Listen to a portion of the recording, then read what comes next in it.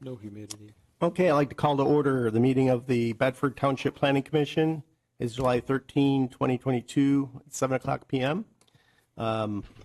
Like to do a Pledge of Allegiance.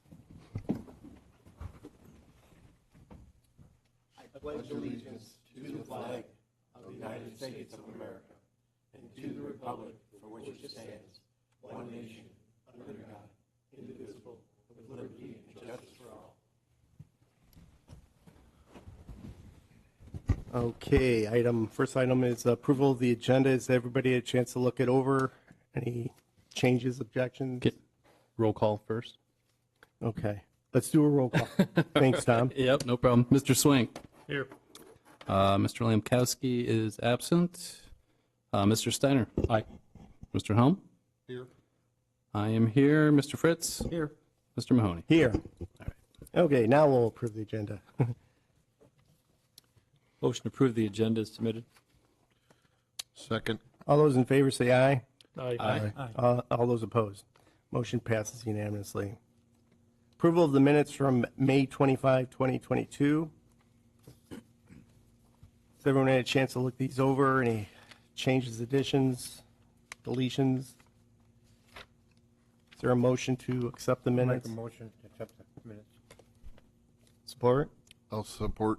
Okay, all those in favor say aye. Aye. All those opposed? I'll abstain as I was not here, not present. Okay. Motion passes 5-0 to 1 abstention. Okay, on to public comment. Is there anybody in the room who'd like to make a public comment? Seeing none, we'll move on to new business. Item A, request for final site plan approval for G&J Holdings LLC for a building addition located on parcel number 5802-101-002-11, otherwise known as 222 Lavoie, Erie, Michigan 48133. Ms. Rector? Yes, again, the applicant is Romanko Building Company, Mr. Kevin Romanko. Owner is J&G Holdings, 222 Lavoie Road, Erie, Michigan 48133, located within Bedford Township. Parcel 5802-101-00211, I-3 General Industrial. On May 25th, this item was removed from the Planning Commission's agenda. The site layout required a variance for the side yard setback. On July 11th, 2022, the item was presented and granted from the Board of Zoning Appeals a 10-foot side yard setback variance in an I-3 General Industrial. And I did include those unofficial minutes. The owner is proposing a 14,263 square foot building addition to be attached to the north on the east side of the 20,173 square foot approved addition in 2018 for an existing 72,346 square foot building on a 9.4262 acre parcel. The applicant has indicated on the site plan the addition will be utilized for steel storage and there will be no increase of employees. The fire department reviewed and approved the site plan on 5/17/2022. The Monroe County Drain Commission reviewed and approved the site plan with comments on 5/3/2022. The Monroe County Drain Commission, in regards to soil erosion sedimentation control, reviewed and approved the site plan with comments on 5/3/2022. The Manikin Smith reviewed and approved the site plan with comments on 5/18/2022. And the Planning Department spoke with the Monroe County Road Commission, Brian Wilhelm, County Engineer, on 5/16/2022, and as no work is being done within the road right-of-way, the Road Commission requires no review. The provided parking of 21 spaces plus 1 barrier-free space where 16 spaces and 1 barrier-free is required meets the requirements of the ordinance as the proposed addition is noted on the site plan for steel storage and no additional employees. Should there be any change in the use of all additions, parking shall be recalculated by ordinance. The proposed wall pack site lighting meets the ordinance requirements. However, should any additional lighting be installed, review and approval would be required. As noted on the site plan, all loading and unloading takes place within the structure. And should site plan approval be granted, a motion should include the approval shall be contingent upon addressing all conditions of the Bedford Township Fire Department, Manikin Smith, and the Monroe County Drain Commission letters of approval. That could be confirmed, but I do believe the applicant has amended those comments already with the county agencies and the township. Okay, thank you. Mr. Menko, do you want to add anything? I think she has it covered very well. Okay. Does anybody have any questions for Mr. Romanko?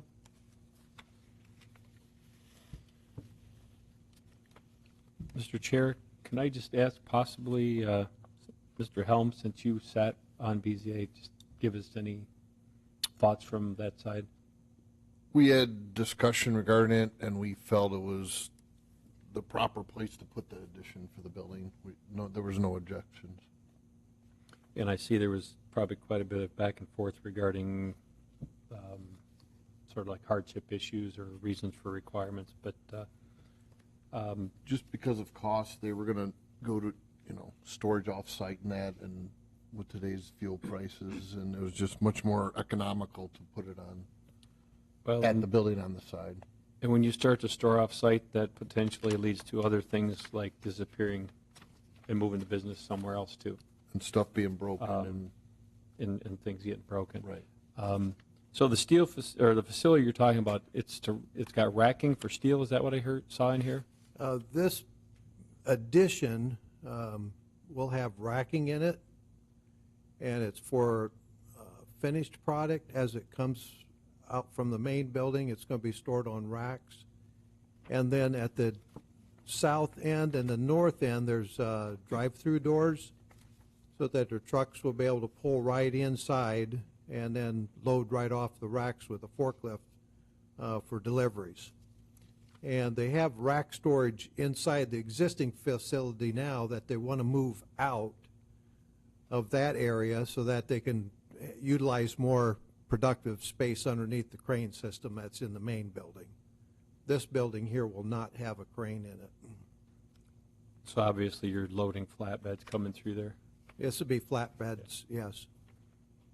So I'm in the automotive business, and I know all about those cranes and overheads and the steel racking, steel bars, steel forgings, et cetera. Yep. And it does make sense, too. I mean, you bringing it right off that line of whatever part you're making and trying to transfer it completely off-site, it's not even just not economical. It just doesn't make sense. And then they've got inventory control, Yep. things like that. So I looked at the plans here, and with all the different comments that were made and just the minor amendments that have to be made, and if Ms. Rector said that, that either has been submitted or is getting ready to be submitted, I have no problem myself with that addition in that proposed location. And I do appreciate that they want to expand here in Bedford.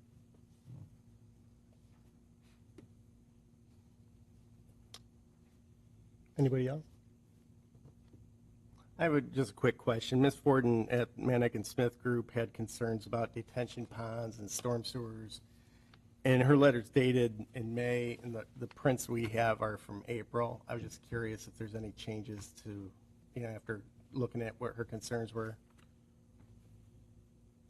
Jody, we have updated plans, don't we? Yes. Like, for instance, her one comment is, we would recommend moving the proposed storm sewers away from the building foundation to allow ease of future maintenance. Okay. And keep in mind that the storm sewers and the drainage is under the jurisdiction of the Drain Commission, and that is why Manick and Smith is just recommending it as an overview. But I believe that the storm sewer that is being relocated, if you look to the north of the structure that's there, and the other, where the highlight in yellow is the proposed addition. And then since they've amended it, if you look to the north of that structure, it says relocated storm detention pond. So I believe that is where the storm sewer is, and I believe the Drain Commission has approved that location for storm sewer. So she's good with it. Pardon me? She's good with it. The Drain Commission, Manick and Smith reviews it for township purposes Okay. and just recommends it, but the Drain Commission has no comments about it draining to the south of the site. Okay. I mean, the drainage pond probably would be much better to the north, away from the building. Well, no, it can't. It's just the way that the topography and stuff is there. Everything drains to the south. Oh, And so we had to do some special piping that's on the plans to get it around the new addition. And one of the things that the Drain Commission wanted was no 90 degrees, underground 90s. So we've added some catch basins so that those intersections of the pipes going around the building are accessible for clean outs and things like that. And that's some of the comments that we got back from Manick and Smith as well, and incorporated them into those drawings. So the existing pond is being moved to the north, and we're infilling that, and that's where the building's going to go. So we got to sheet foot a bunch of clay in it and bring it up with stone, and then reroute the drainage around it, and try to do that at the same time. Yeah. So, anybody else have any other questions? Seeing none, is there, by the way, I have to tell you, we're one board member short tonight. Do you want us to continue with the Let's vote? proceed. Okay. Is there a motion to accept the request?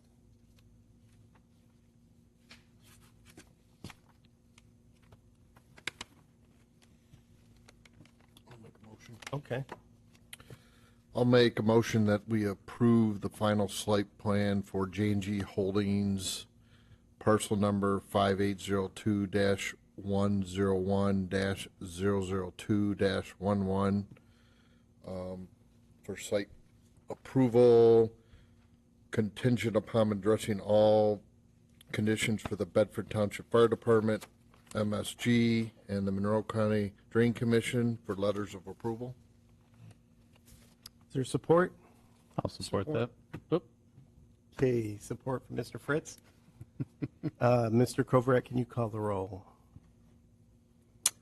Yes. Mr. Helm, Aye. Mr. Fritz, Me? Oh, yes. Mr. Swank, Aye. Mr. Steiner, Aye. Mr. Helm. Oh, I'm sorry. Yeah. Mr. Kovrat votes aye. Mr. Mahoney. Aye. Yep. Thank you. Motion passes. Oh, I'm sorry, Mr. Steiner, did you vote? Yes, I voted. All right, 6-0. 6-0. We got there Have a eventually. good night. Have a good night. Thank you, gentlemen. Thank you. Thank you. Thank you, ladies. Okay, moving on.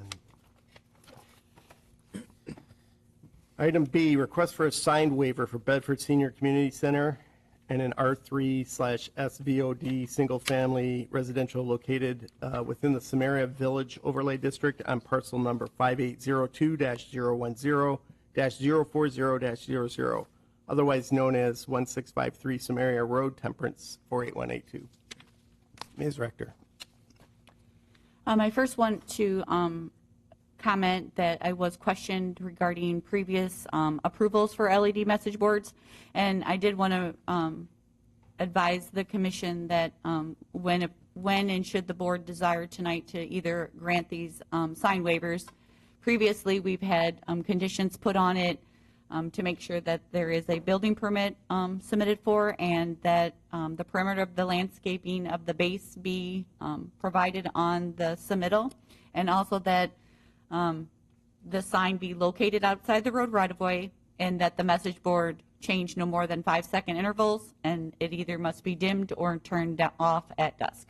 Those were previous ones that we have just recently approved, and I just wanted, being we had new members, I'm just giving some guidance of discussion purposes of things that have been done for the LED message board itself, not so much the other variance waivers required tonight. So that was asked of me to at least provide that for new members. And the first sign waiver is for Bedford Senior Center, 1653 Samaria Road. Sign company is Graphic Signs, 4442 West Alexis Road. Contact for this sign is Gary Harrell. Parcel 5802-010-04000, R3, located within the Samaria Village Overlay District.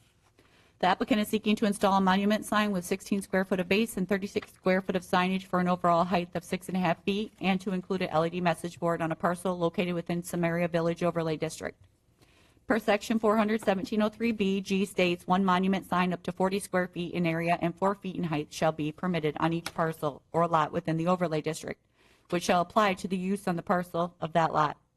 Alternate freestanding signs may be approved by the Planning Commission where the intent of the overlay district is better served by such an alternative, such as, but not limited to, the size and scale of the building or lot, rather than through the strict interpretation of this requirement. Also, per section 419.22(1)(o) states, no flashing, moving, oscillating, or intermittent type of illuminated sign or display shall be permitted in any zoning district. Therefore, a 2.5-foot height waiver variance is required for the proposed sign, and should the LED message board be approved, the Planning Commission shall determine how often the message can change so not to create a safety issue by distracting passing traffic. The applicant has advised the proposed new sign will be installed in the same location as the existing sign. It should be noted that should the existing sign be within the road right-of-way or any corner or driveway clearance, it shall be relocated to meet the requirements of the ordinance. Should the request be considered, the following waivers are required: a 2.5-foot height waiver for a monument sign, approval to allow the LED message board. Following shall be considered in the inclusion in any motion to approve. All required permits shall be obtained from Bedford Township.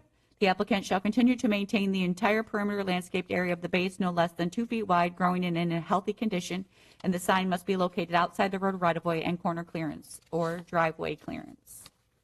If you look at the aerial on this specific parcel where the sign is located, have to measure to make sure it's outside the road right-of-way, and I believe it's out of the corner clearance. I was just questioning the driveway clearance. The driveway clearance is 10 feet from, to avoid traffic not being able to see coming in and out of the location.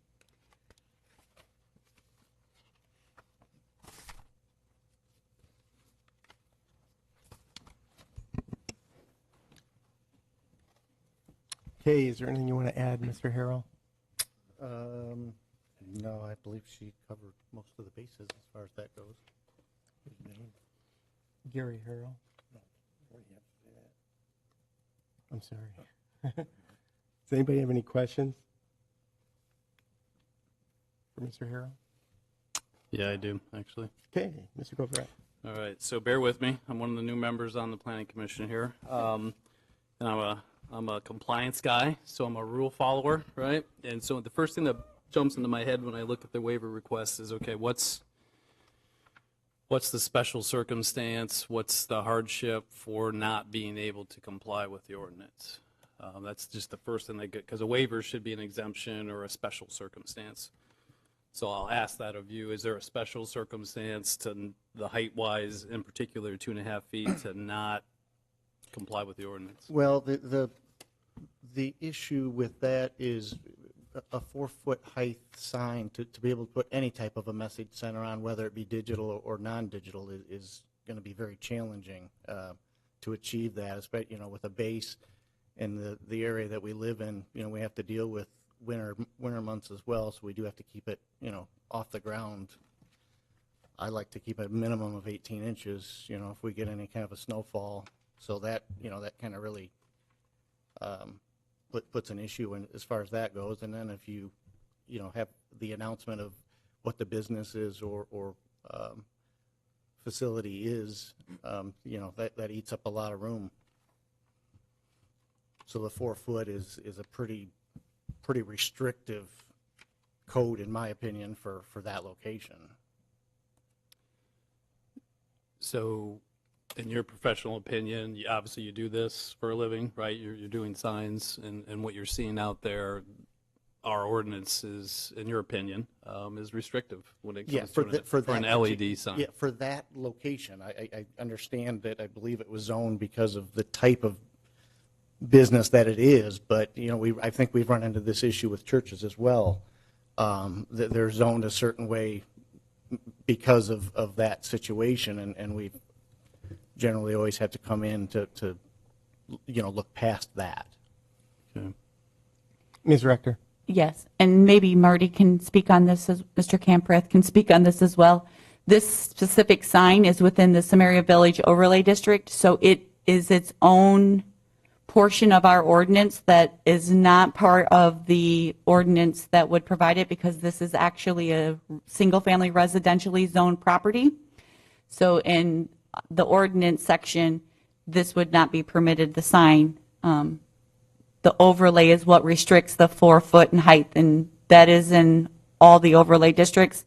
So amending the ordinance, I'm not sure, maybe Marty can speak on it regarding the process, because it is part of the overlay district. It's not part of the actual township zoning ordinance for the entire community. just so for clarification of the difference of a parcel that is outside the overlay and the parcel that is inside the overlay district. And there was some language that was read by Ms. Rector in her preamble, and it said, where the intent of the overlay district, alternate freestanding signs may be approved by the Planning Commission where the intent of the overlay district is better served by such an alternative, such as but not limited to size and the scale of the building or lot, rather than through the strict interpretation of this requirement. So the standards to issue a waiver are a little bit less in this overlay district than they are for a non-overlay district, which I think you got the term special circumstances are required for the Planning Commission to approve the waiver. In this case, in the overlay, it's relaxed, and you would make a finding that a different sign is better served by the alternative. Okay. Thank you. So the additional height, the 2.5 feet, and how would you, what would that be needed for, right? Just larger lettering is where the location of the sign is? The digital signs are limited because of the technology of them. We don't have inch increments that we can adjust accordingly. So in order to achieve a proper message, a 3-foot height is just a message, whether it's digital or it's mechanical. 3 foot is a pretty much minimum requirement to be able to put, your typical letter is, if it were mechanical, are 6 to 8 inches. So, it gets a little challenging to be able to put any type of a message out there with that kind of restrictive height. Okay. No, I appreciate that. Jody, I know you've asked the Planning Commission to look at the sign ordinance back in May, and, I think both of our waivers, it's just my opinion, both of our waivers tonight scream to that. Like, we need to revisit, and we're hearing from a professional that, the size limitation may be inappropriate with today's technology, et cetera. From the LED, which I know the township has approved that in multiple locations around the township.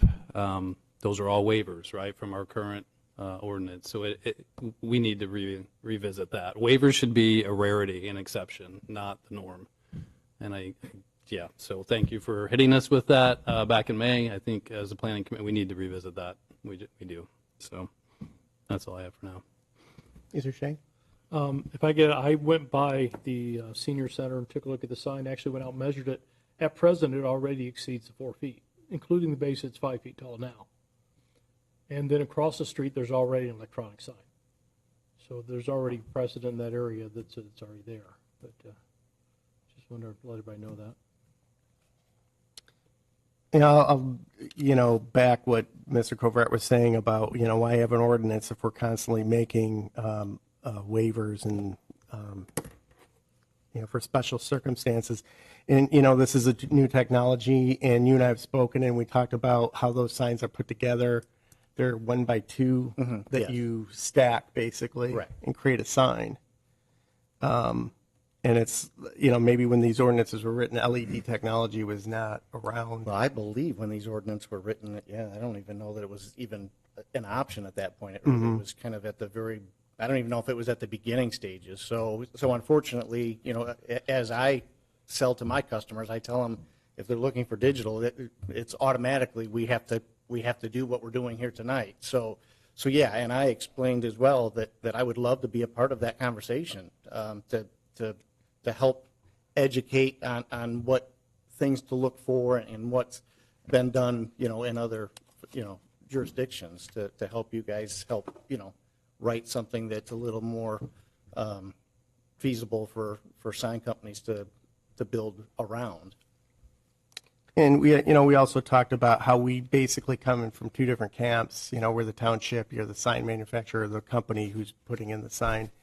And of course, your natural aversion or inclination is to have a bigger sign and flashier, so it grabs people's attention. whereas the township wants something maybe a little bit more subtle and not so bombastic, and as you're driving down the road, a distraction. It concerns me more in, I guess, dense areas where there's a lot of signs, as opposed to, say, the Bridgepoint, is it Bridgepoint Church up Lewis Avenue where we approved their sign? Or it's more out in the open and there aren't a lot of houses around that are going to see a flash in their living room, every night, that sort of thing.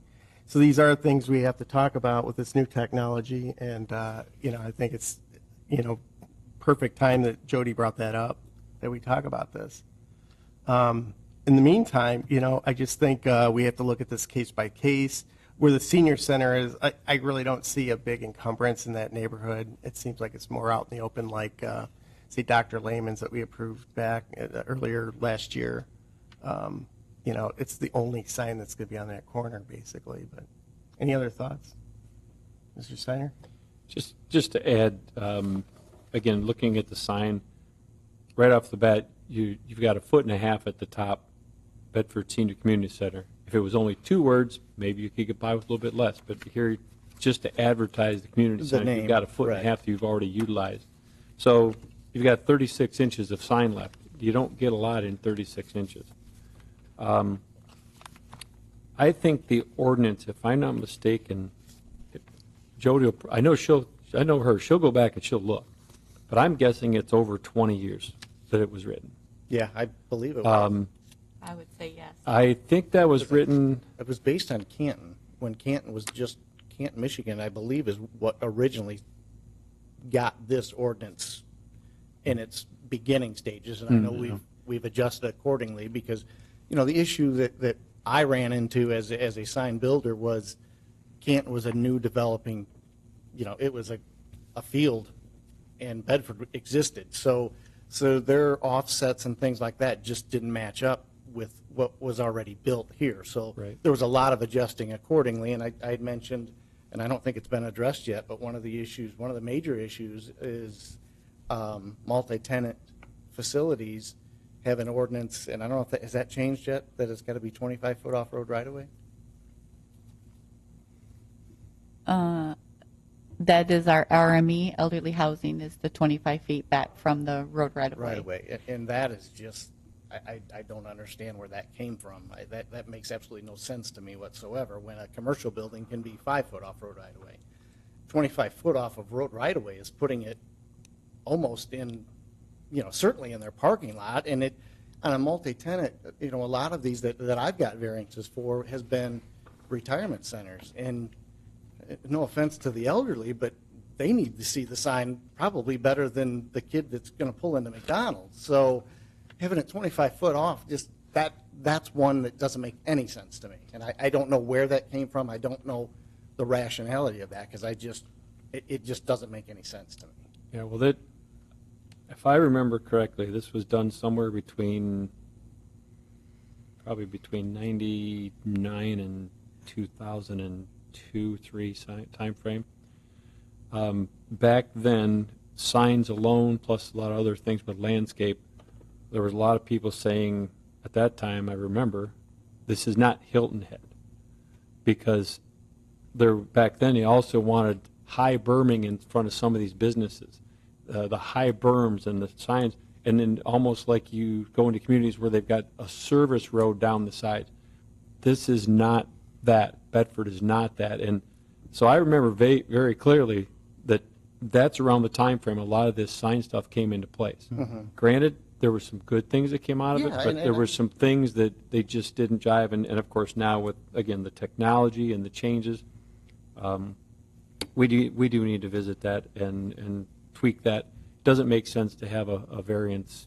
It's going to be, every couple of meetings you're going to have one for this. If people are still developing. Now, when development slows down, then of course that'll slow down. But I think as long as we continue building and expanding places like this, you're going to see it. So, yeah, I agree. Ms. Rector? I guess for context, I found it interesting, but can you tell us ballpark what these monuments cost? Both the LED style and well, depending on the digital, they can The ones we're looking at today vary from $25,000 to $40,000. So it's it's a huge investment, and I know one of the concerns we don't want to see digital signs, on every lot, and that's not, with that expense, that, you're not going to see people budgeting, for that type of thing. It's the digital signs that I'm selling primarily are churches, informational things, that are generally used for, for public purposes. Schools and churches are probably my biggest customer. So in virtually that, that makes sense because they're both serving, the entire community. Yeah, they're not for main attractions. It's going to be that gotcha. Hey, look at my sign. Drive in here. That's not what you're going for. What you No, need. and we did Dr. Lehman's sign, and I take a lot of pride in that sign. That sign actually is getting some national recognition. And I don't know if you've been through there at night. He's very subtle with it. We control the brightness. That's the other thing that we can talk about moving forward with the digital signs is there are what I'm going to call cheap digital signs that come directly from overseas, and they cut their costs by not having a lot of that ability, the ability to control the lighting. It's just the two biggest issues I find with digital signs, and it all comes from that problem, is it's inexpensive today, but there's no parts tomorrow.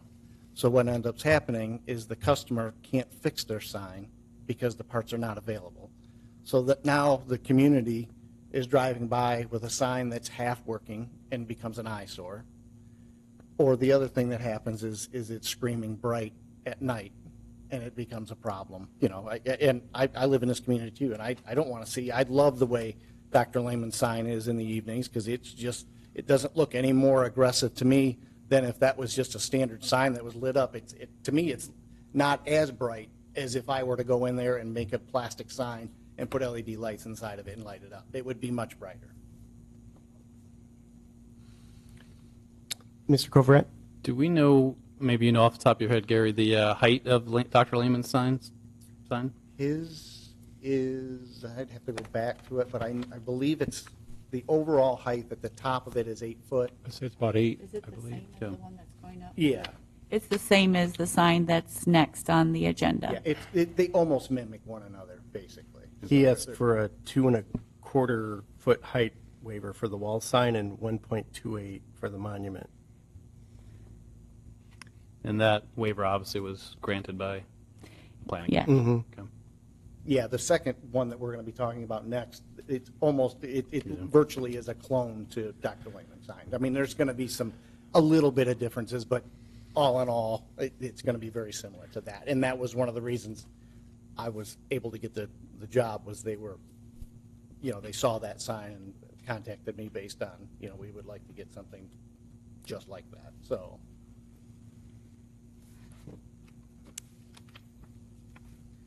Any other questions? Just Ms. for Rector? clarification, since we're speaking on the sign, comparing it to the sign for Dr. Lehman's for the next, keep in mind, the dermatology facial plastics location is PBO within the PUD, and Dr. Lehman's office is outside the condominium. It is C1 zone. So difference of the size requirements is why Dr. Lehman's height requirement was different than this proposed one. I know Mr. Mahoney spoke on the difference in the height waiver, but that's because one's zone PBO and the other one with the Dr. Lehman's office is C1, so the height, the difference in the use of the zoning district is different. And PBO is more restricted. Professional business office, and C1 is local commercial, Yeah, it's more restrictive in the PBO for signs. more restrictive. I thought the height was the same, though. Isn't it 7 foot? Because I did the sign on the opposite, on Stearns, and I believe that's the same height, the 7 foot.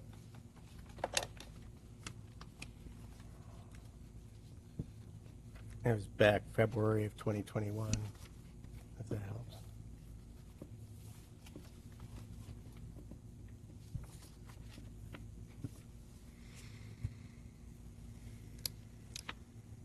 Mr. Harrell, we're one board member short tonight. Do you want us to proceed with a vote, or do you want to wait till we have a full No, commission? let's proceed, please.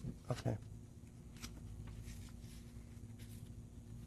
And I apologize, I don't have the rendering for Dr. Lehman's office in front of me, but the height, I believe, was taller on the monument sign for his, of the 7 feet, because he had the extension of the inserts beyond the pillar Oh, two. so his may have been a little taller than what Yeah. I'm asking for, yeah. Sorry for the It was about, confusion. what, was it He had. 5 he- or 6 inserts? It is? Yes, on the side for the individual units on top of the LED message board. Right. Yeah. Okay, Sorry. Mr. Covert? Yeah, just, No. just the, I don't know, whoever decides to make a motion, we haven't really talked about the 5-second intervals or dimming at dusk, et cetera, that Jody had mentioned for previous recent waivers. I would definitely be in favor of something like that being included in the motion to be consistent with previous waivers. And again, with any customer of mine that's looking at that, that's the first conversation I have with them, is that there's going to be these restrictions, so they're fully aware of that. And it's already written into ordinance that they can't advertise anything other than their own business, correct? Cannot be used for advertising other than for what is on the lot.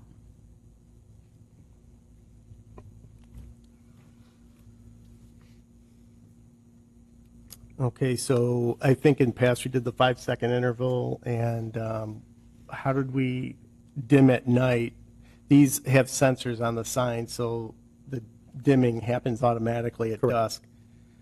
And you can control what percent from its total brightness. Can you explain that to us? And one man's lumens is a different for another sign, Yeah, right? and I actually spoke to my manufacturer after the conversation that you and I had the other day, and I can get you some more detailed information on.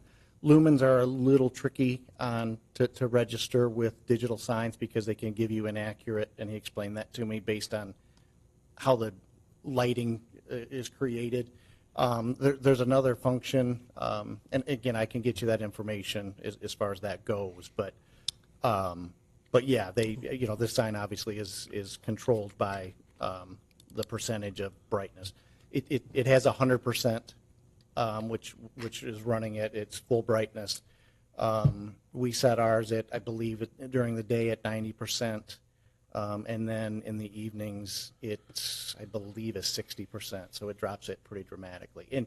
And I also educate my customers as well that the brighter the sign is, the less longevity you get of the sign. So you don't really, you want it as bright as it works for you, but there's no real advantage to having it any brighter than it needs to be. So, because it's just putting more power, it's creating more stress on the components. What is the expected life of a typical LED sign? I mean, the manufacturer has a 5-year warranty of parts, and then we put a 5-year warranty on it as well as far as the labor goes. You're seeing 10-year. They actually measure it on hours is basically how it's, because it's hard to, some people run them 24/7, some people only run them a certain amount of time and things like that. So that's a challenging question to give a complete answer to. And the other thing that happens is if the board is white, that is using, because it's RGB, red, white, blue is the 3 bulbs that are in it. So to create white, it's all 3 colors, at 100% or 90, wherever it's set at to create white.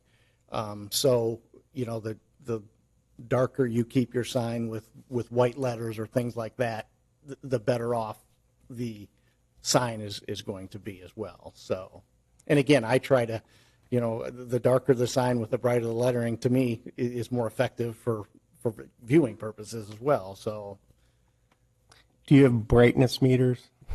I do not. But they exist? They do, and that was a conversation I had with my manufacturer, and he said he doesn't know of any cities that really have it that use it accurately.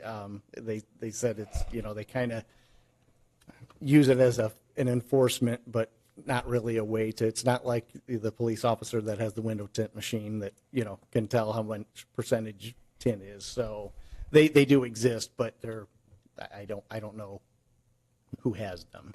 I guess to Mr. Covrett's point, when we put together a motion here, how do we specify how dim it has to be at night? Do we specify 60% of its total brightness capability? Then how do we know what that is? Well, and again, How can we check it? that is something that we can, I can get with the manufacturer. We can have a meeting with that, or I can have them talk to you guys directly to help educate what's going to be the best ways. Because, I mean, they're selling them all over the country. So this isn't the first time they've had to, come across a question like that. Ms. Rector.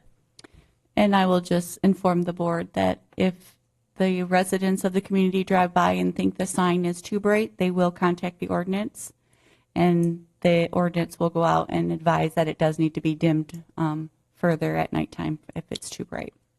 Just to advise that saying at dusk is at the person of the owner of the sign determination of dusk. But if there is a concern and it comes to the township, the ordinance department will make a visit to the site and speak to the property owner. Mr. Fritz. Yes. What is your temperature of the color or the luminance? Like you said, 90%. What's the value you're working at? I don't know that Like luminance, that's the light level?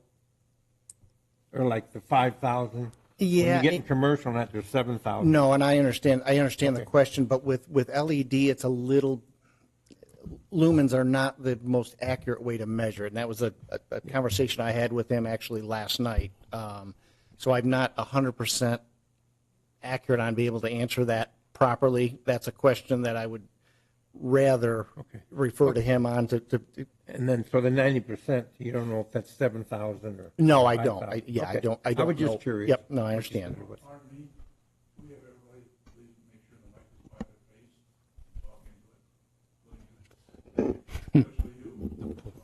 Thank you, George. Mr. Mahoney. Mr. Covret. Yeah, so a couple things. Great question about the lighting and dimming and, the ordinance. Jody, thank you for clarifying.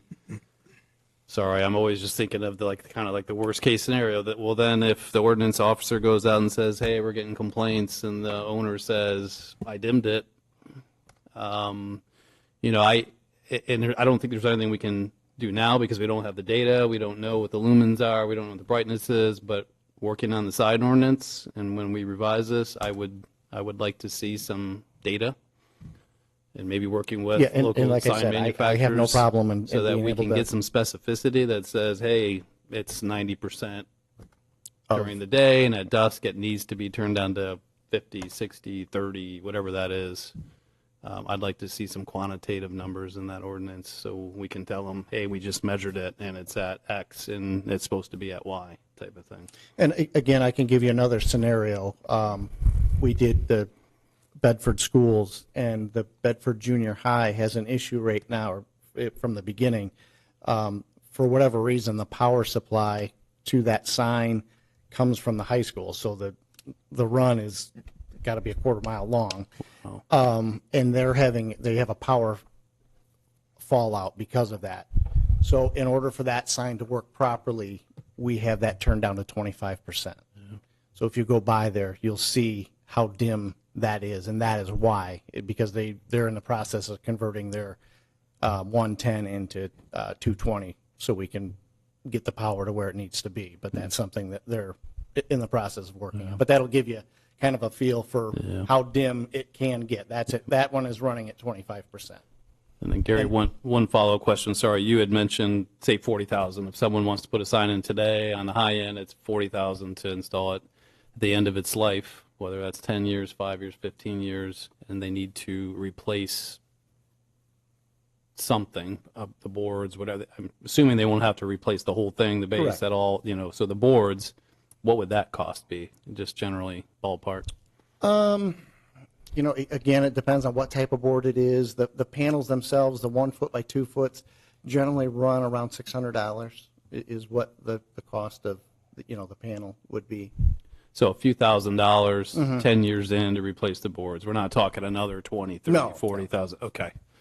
I'm like, why would someone spend that much money for a sign that lasts 5 years if you're going to have to spend it again 5 years later? So I just, again, I'm gathering data, and I No, I appreciate you understand. answering questions for when we get into the sign ordinance discussion. This will all be very helpful. So I have a question for Mr. Camper. Can a motion be made pending, at least on that issue, pending our, revised ordinance that will inevitably come up with whenever we get around to it? As far as specifying lumens or brightness and, I would say you're dealing with the ordinance as it is today, and you can't speculate what it might be in the future. so in effect, anything we create a waiver for now is grandfathered in. Yes. Okay. Mr. Fritz? I believe that in the past, that limitation we put on it, we've not had a big problem with it, have we? That's always been written into the, how was that written in the past, Joni? And like, if there was a problem, it would go to the ordinance person, which we don't like to make work for, Right. but it would go to him, and he would probably be go ahead. Yes, it was just stated that the message can change no more than 5-second intervals, and the sign must either be dimmed or turned off at dusk. And I will say that in the past, there have been concerns on some signs, and the ordinance has gone out, spoke to the property owner, and those comments had been addressed.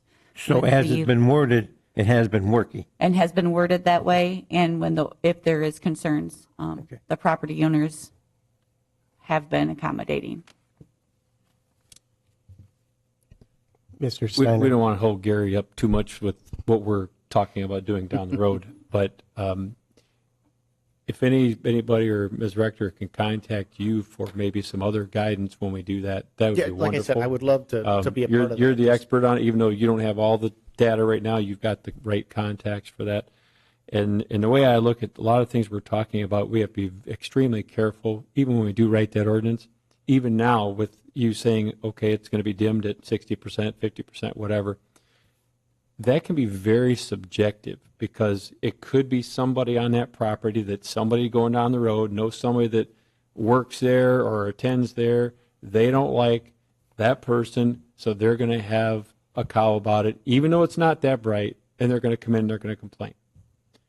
And so now you send the ordinance officer out, and the ordinance guy, he might say, or gal, they might say, it's not that bright, or it's too bright, but that's a matter of opinion because we don't have meters.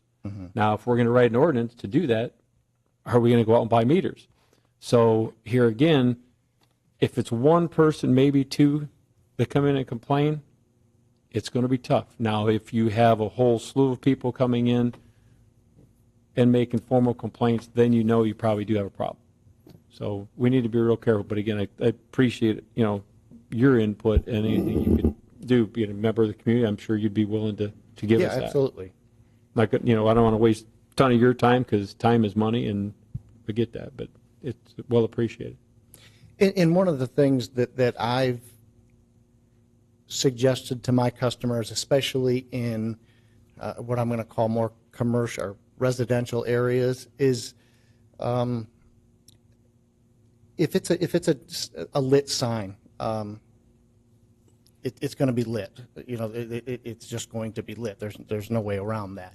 But a digital sign, I think that the biggest distraction that somebody may have, the argument that someone would have, is not that it's lit up, is that they're watching television and all of a sudden it changes from one screen to the next, and that's the interruption that they have. Right. Because like anything else, if something goes up, give it a few weeks, and that brightness all becomes part of what you're used to. Whether if it's a standard sign. So if there is an issue with that, I've suggested to my customers that maybe at 10 o'clock, you just put either time and temperature on there that doesn't move, or just one message. Just, maybe the name of your company and it just stays that way from 10 o'clock till dawn. Right. And that's, like I said, those are just things that you can give thoughts to moving forward. You can do a lot with the technology, so. And most of my customers have not had, like, oh, okay. And of course, they're going to, I believe Dr. Lehman, I believe at 10 o'clock, he just has time and temperature on his. Sometimes I do see it, but most of the time, it's just a stationary sign. It's pretty dark after 10. Yeah, exactly. So yeah, like I said, he represents digital signs great for me because he's doing it the way that I, as a sign builder and a resident, would like to see it done. Any other questions? Somebody like to make a motion?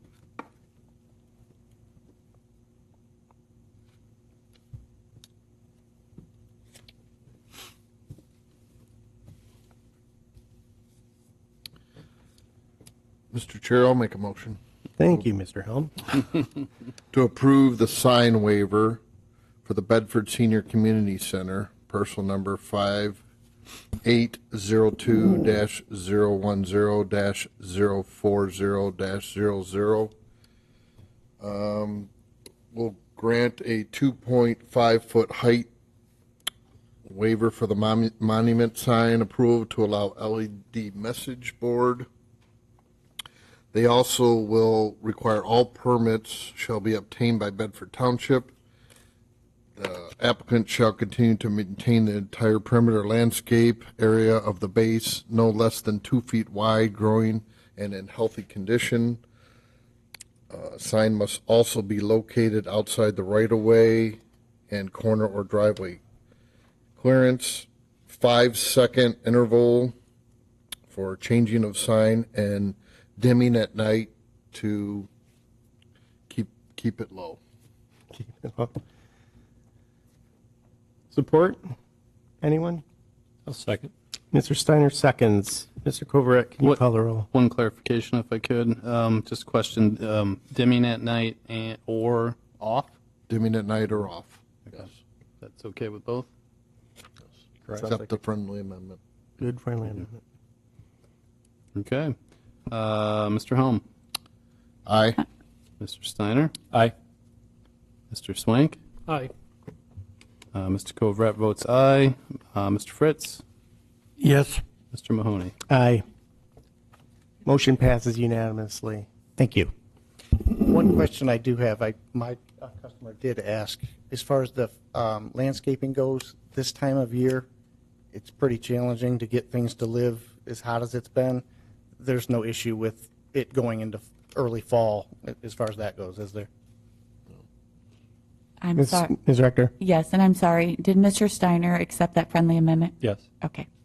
Thank you. And no, there is no issue as long as the landscaping is installed. Thank you. Okay, moving on to item C, request for a sign waiver for Manhattan Properties LLC in a PUD/PBO Plan Unit Development District / Professional Business Office on parcel number 5802-491-025-00, otherwise known as 7301 Secor Road, Lambertville, Michigan 48144. Ms. Rector? The applicant is Manhattan Properties LLC, 5151 Charrington Road, Toledo, Ohio. Sign company is Graphic Signs, and the owner is Cuba Dermatology, Toledo Clinic Facial Plastics and Dermatology. This parcel is located within a planned unit development with the underlying zoning of PBO Professional Business Office. The applicant is seeking to install a monument sign with 23.06 square foot area of base and 42 square feet of signage with an overall height of 8 feet, and to include an LED message board. Per section 41922 states monument signs in a PBO professional office zoning district are permitted up to 40 square feet in area, plus 40 square feet of decorative structure of the monument sign and 7 feet in height. Per section 4192210 states no flashing, moving escalator, intimate type of illuminated sign or display shall be permitted in any zoning district. Therefore, the Planning Commission shall determine how often the message can change, so not to create a safety issue by distracting passing traffic. Therefore, a 2-foot area waiver and a 1-foot height waiver, and to allow an LED message board is required to install the sign. The applicant is requesting the proposed decorative base and the top of the LED sign to extend beyond the foundation Per section 419.22(1)(L)(1), a monument sign shall be a sign where the bottom of the sign above ground is an extension of an underground foundation and decorative structure on top of the foundation that runs at least the entire width of the widest part of the sign. And you will see on the sign, it is just those small sections, the top of the decorative base of the column and the base of the LED sign. Therefore, the proposed LED sign requires a waiver on the requirement for the foundation of the sign to run the entire width of the widest part of the sign. Should the request be considered, the following waivers are required: a 2 square foot area waiver for the monument sign, a 1 foot height waiver for the monument sign, a waiver of the foundation of the sign to run the entire width of the widest part of the sign, and approval of the LED message board. The following shall be considered for any inclusion in any motion to approve. All required permits be obtained from Bedford Township. The applicant shall continue to maintain the entire perimeter landscape of the base no less than 2 feet wide, growing and in a healthy condition. Sign must be located outside the road right-of-way and corner clearance. Authorization from the Architectural Control Committee to install the proposed sign to be submitted with the building permit. Please note the sign waiver request will not waiver any requirements within the deed restrictions of the planned unit development in regards to the subject parcel. The applicant is required authorization for the Architectural Control Committee permitting the proposed sign. However, the proposed signage still required review and approval from the township, as the proposed sign does not meet township ordinance requirements. I have spoken with Mr. Harrell on this issue with the deed restrictions, and we do not waiver, but as the sign is in a parcel that is located within the PUD, the sign says no billboards, advertising signs, or other signs and displays except for a sign identifying the name, business, and product of the firm occupying a particular development site, and of size, shape, and color and illumination meet the requirements of this paragraph in Article 2 hereof shall be erected, placed, or maintained on any commercial lot or office lot, or on a building or other structure located on any such lot. The Architectural Control Committee established pursuant to Article 2 hereof may, in its discretion, establish uniform standards of size, shape, color, and illumination for all such signs and displays within Quail Hollow. This parcel being within that PUD would require that for approval from the Architectural Committee of that development. However, as a planning department, we did not want to hold up the sign waiver.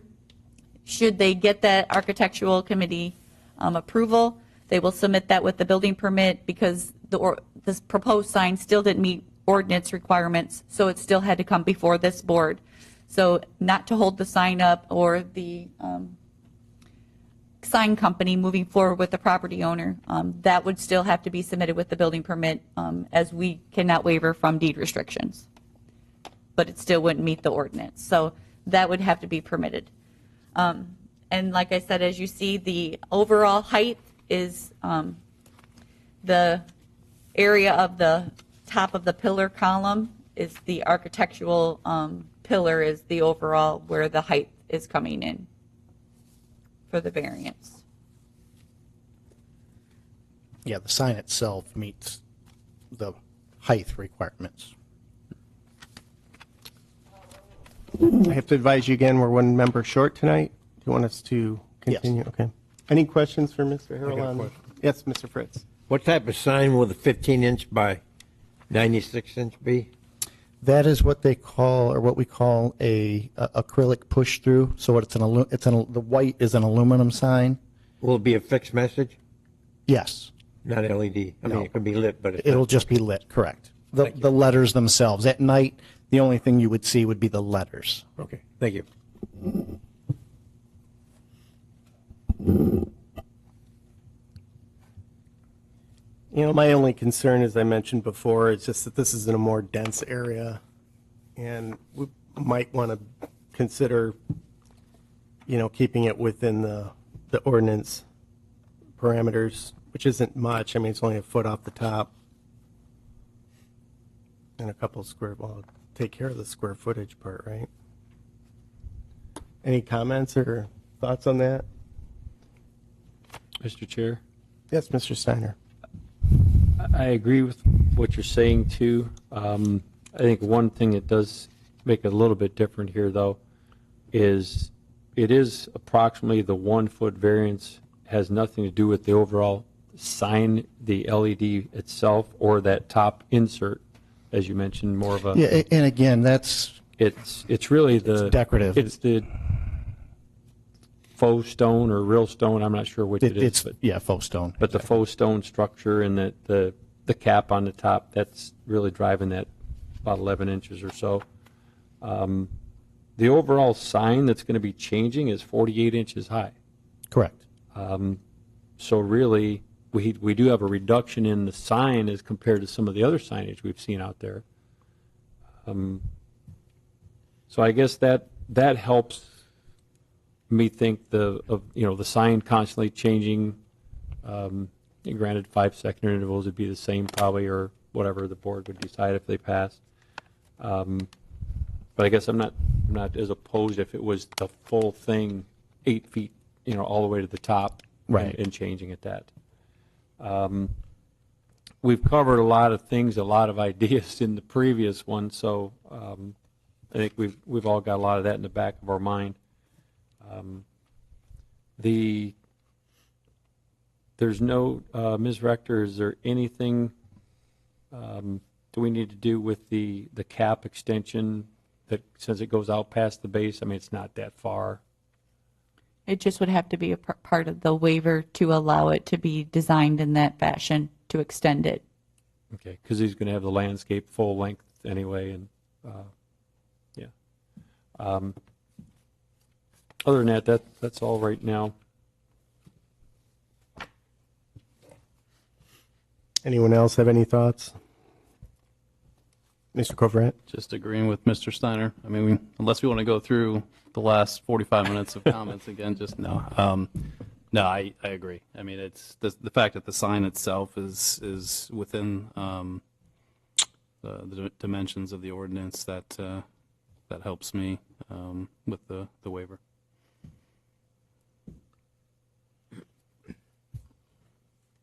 One thing I do like is that we do have an existing sign out there that I think most of us have seen or been by. Maybe not everybody at nighttime, but it's a very pleasing sign. It's not something that's out there to be gaudy and, distraction coming at you.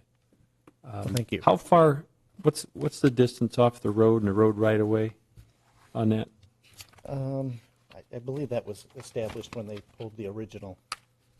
Yes, it's within the existing sidewalk, and that rendering is, the location was approved with the site plan when it came through site plan approval. Just the sign was Sign not type. approved at that time. Okay. Yeah, I did see where they had it approved in the site plan, and the sign type was just the issue there. And if you look where the sign is, to the west of that is the parking spaces, so it is going to be in front of the parking area for the location. Correct. Yeah. Okay. That's all. Anything else? Anybody have a motion?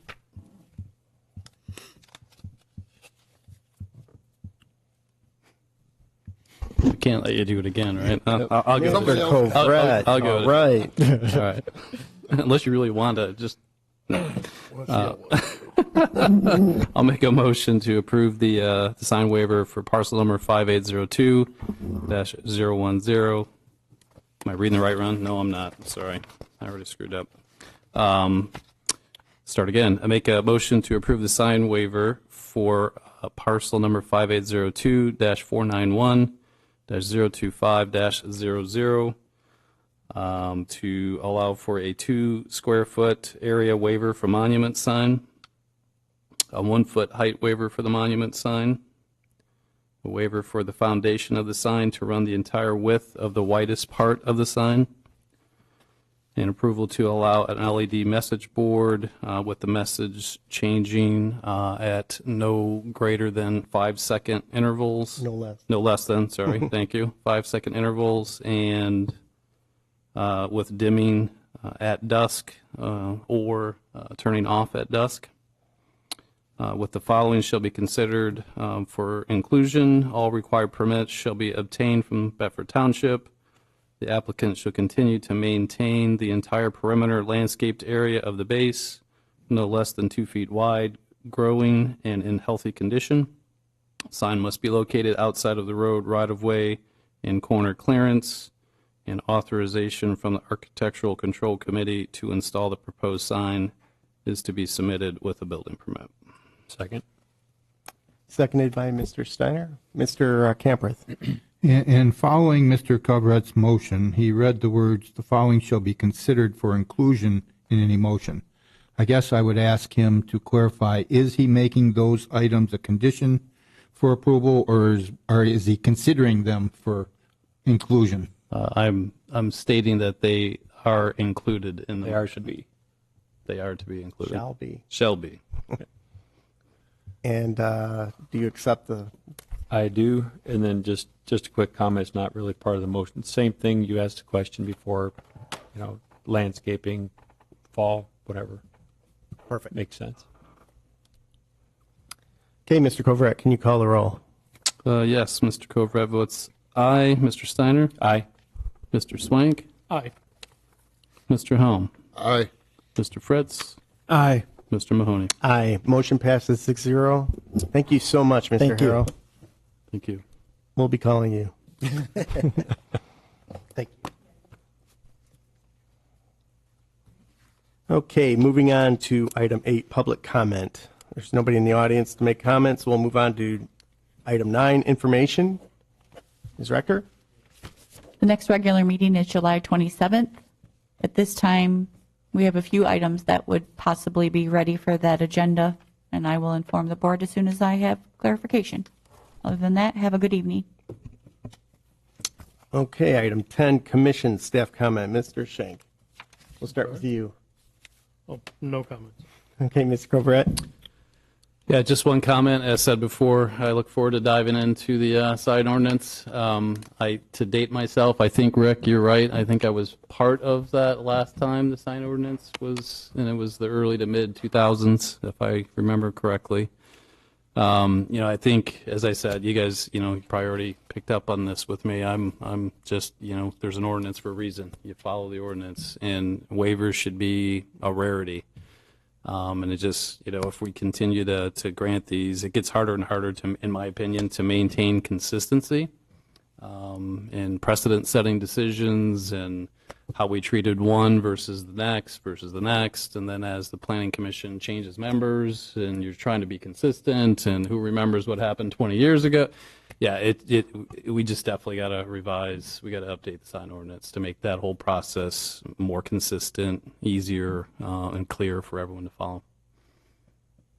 Mr. Helm? Nothing for me. Yeah, just to help Jody out, please send her any thoughts on anything in the sign section of our ordinance. She'll really appreciate that, I think. That's all I have. Mr. Fritz? I just have one, and I agree with what you're saying about the signs being consistent. The last 2 signs we passed today, there's really 2 signs within that proposal. We just approved 2 signs. I know it can't be advertising, but there's 2 signs advertising that business. So just for a thought.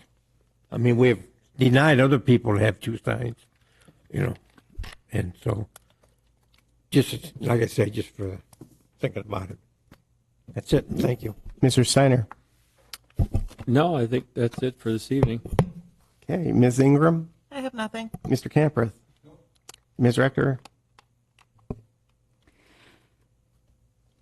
Katrina has been working on information for the CIP, and that will be coming for discussion either the next meeting or the first meeting in August. I will try to get the information to you as soon as we have a packet ready.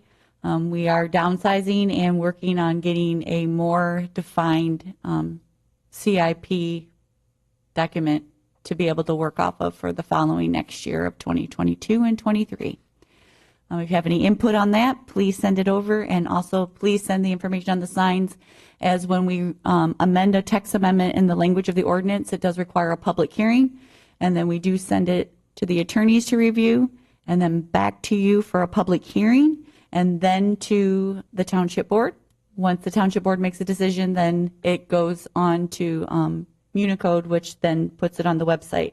So all of it is an expense, so I would like to at least have several portions of the sign ordinance looked at to have amendments made before we make a determination to schedule a public hearing. That gives you a little bit of background of the process to get to that point to amend the language. If you have any questions, please send me an email. Have a good evening. Great, thank you. Motion to adjourn. Motion to adjourn. Support. Okay, all those in favor say aye. Aye. All right, everybody, have a good night.